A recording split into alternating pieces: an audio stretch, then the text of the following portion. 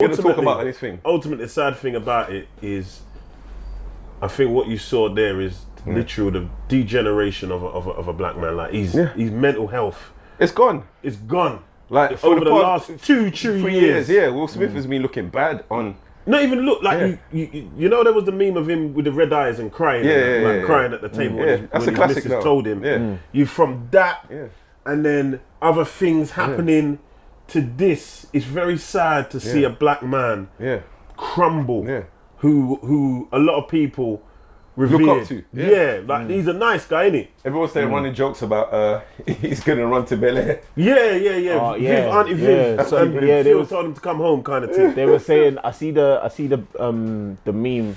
All right, we need to send him to his auntie in Bel Air. I was like, come on, like. There was SpongeBob videos already that matched the exact same thing. But you know what the killer is, yeah. And we have this thing, and it's popular culture to normalise black trauma, especially for men. Like, and I'm guilty of it at the same time, because you remember when Deontay Wilder had that infamous interview, and he was like, "To this day, And bro, we all jumped on the memes. But it's like when you actually check it, man's talking. He was talking coming from a place of trauma, like still to this day. And here we see on arguably the biggest stage in Hollywood. Hollywood, literally entertainment. And look what's happening with Kanye right But you know now. why they do that, right? Because black Twitter is the funniest thing on the net. It's comedy. Ghanaian Twitter's funny as well. It's comedy.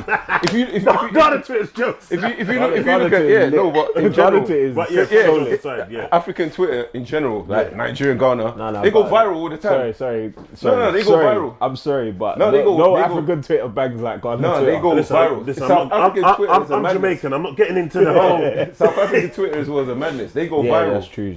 They go viral easily, but they probably even running jokes now. But I think you make a good point about black trauma, especially black male trauma, and we're seeing Kanye.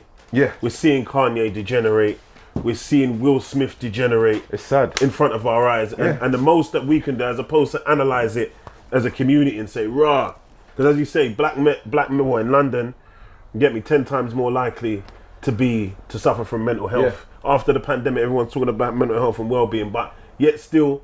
There's still a kind of clowning element to it. And it's sad. We've got to be careful. We have to be very careful. Like, in regards to what you do, Ziggy, how has it been with the kids after pandemic? Honestly, real talk. It's a madness. It's an absolute. I tried before and during the pandemic, from an educational perspective, to try and warn parents. So, for example, referrals to what CAMS, which is the Children and Adolescents Mental Health Services, referrals are through the roof. Like 6-month backlog.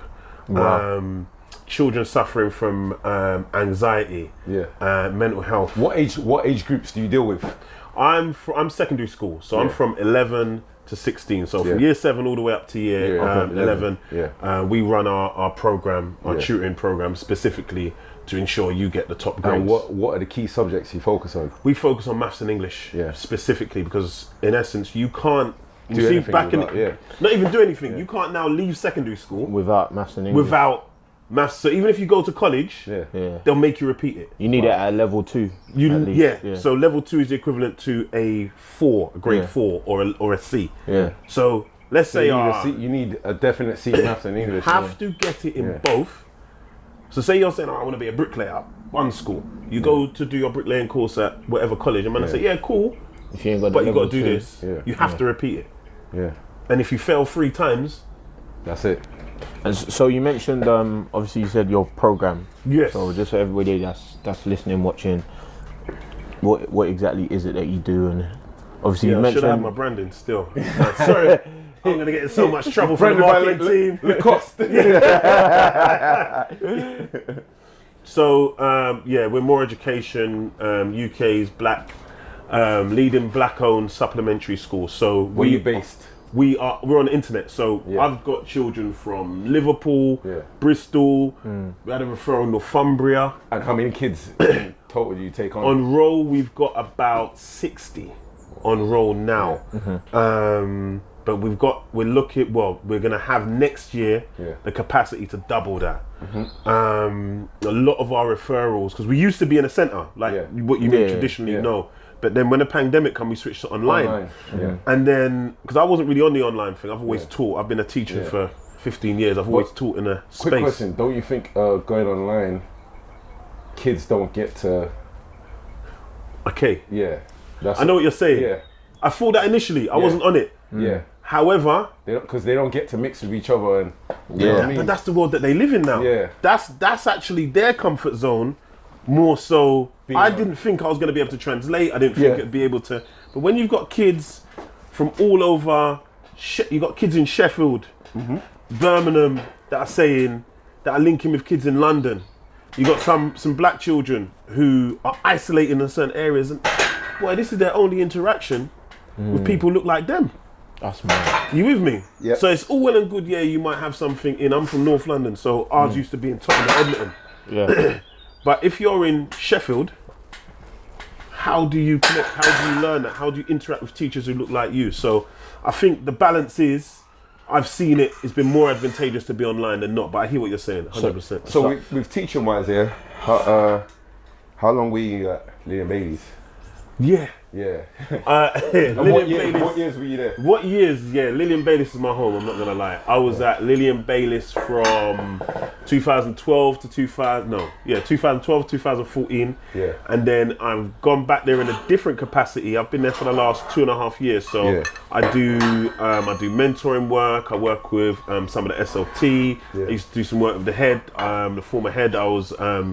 I would say it was almost like a mentor to me. You might know one of my friends, Moji.